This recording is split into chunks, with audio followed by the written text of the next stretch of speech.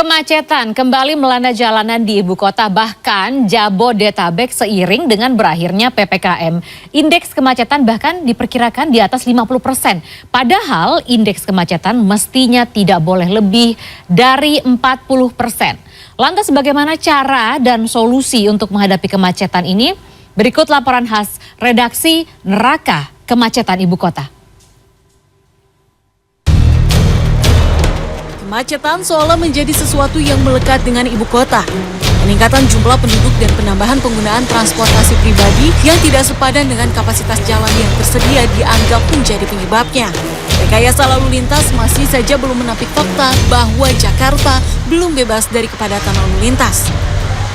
Aduh, gini nih, kalau mau pergi ke Jakarta dari kota penyangga seperti Bogor ataupun Depok, gak bisa kesiangan dikit. Pasti langsung gini pemandangannya, macet. Tapi ini lumayan sih, udah mulai gerak ya, ramai lancar kondisinya. Biasanya bisa lebih stuck kita. Tadi udah macet-macetan di Cibubur, sekarang lagi macet-macetan di Taman Mini. Entah berapa lama lagi waktu yang harus saya habiskan di perjalanan untuk menuju ke kantor. Yuk, nanti kita sama-sama lihat ya, berapa lama sih? Setiap pagi di hari kerja, kepolisian telah berupaya menerapkan sistem kontraflow di jalan tol dan sistem satu arah pada sejumlah ruas jalan. Namun, hal tersebut belum cukup menuntaskan permasalahan kemacetan yang masih harus saya dan sejumlah pengguna jalan lainnya hadapi setiap harinya.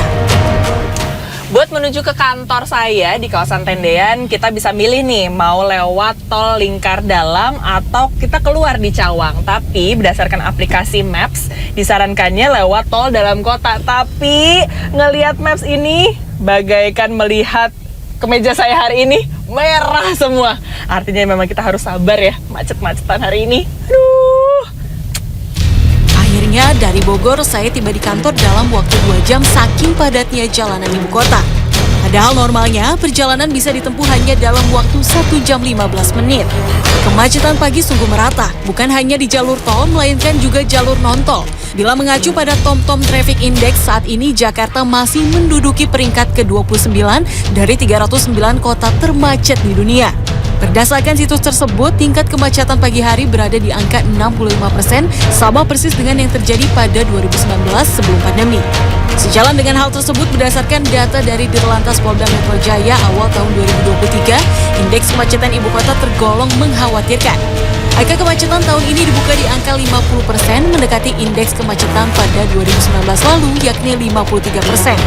Banyak dampak terjadi akibat kemacetan. Dari aspek psikologis misalnya, dosen Fakultas Psikologi Universitas Indonesia mengatakan kondisi tersebut mampu memicu konflik dan bahaya di jalan. Penyebabnya karena stres akibat terjebak dalam kemacetan dalam waktu yang panjang, tidak atau belum memiliki kesadaran untuk kontrol diri sehingga bisa lebih berperilaku agresif.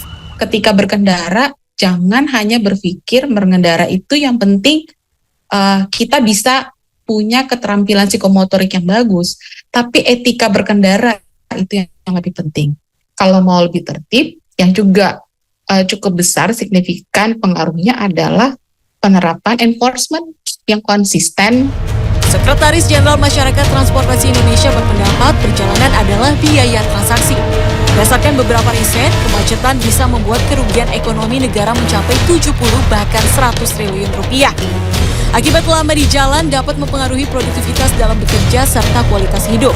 Kendati demikian, kemacetan yang dihadapi setiap hari disebut merupakan fenomena jangka pendek sambil menunggu pulihnya kembali kapasitas angkutan umum massal dan pembangunan sejumlah transportasi umum. Yang namanya korban kemacetan itu adalah pelaku kemacetan juga. Kan nggak mungkin caranya menjadi korban kemacetan kalau nggak ikut menimbulkan kemacetan bagi orang lain ya. Jadi ya memang kalau nggak mau jadi korban kemacetan ya jangan bikin macet, artinya ya naik angkutan umum. Poin yang ingin saya sampaikan adalah kita sudah di jalan yang benar lah. Kita membangun kapasitas angkutan umum massal kita, dan di masa sebelum semua kapasitas itu lengkap gitu ya. Dalam hal ini LRT masih dalam proses commissioning, pembangunan juga belum selesai, halte-halte busway juga masih belum dalam kapasitas sedia kala sebelum pandemi. Saya kira pada satu saat nanti akan jauh lebih baik. Dalam kegiatan kampanye Jalan Hijau 2023, Badan Pengelola Transportasi Jabodetabek mengklaim pihaknya terus melakukan evaluasi agar para pengguna jalan bisa terlayani dengan baik. baik dari segi kapasitas angkutan, kualitas, waktu, serta biaya. Melihat kapasitas jalan tidak dapat ditingkatkan, maka pengalihan angkutan pribadi ke angkutan umum menjadi salah satu solusi yang ditawarkan. Tidak hanya angkutan umum, tentu kemudahan terhadap angkutan umum juga harus diciptakan. Ini kemacetan di Jakarta sehebat apapun menciptakan sistem transport dengan baik, tanpa didukung oleh sistem transportasi yang baik di sekitarnya, kemacetan tetap akan terjadi. Badan Pusat Statistik mencatat dalam 5 tahun terakhir, cakupan transportasi umum di Jakarta yang diklaim bisa membantu mengurai dan mengurangi kemacetan sudah meningkat dari 42 menjadi 82%. Namun tentu pembangunan dan pemenahan yang terus berjalan mesti sejalan dengan kesadaran bahwa jalan raya adalah sistem. Sehingga semua memiliki hak dan kewajiban yang sama. Larissa Aradia, Fajar Bolivia, Jakarta.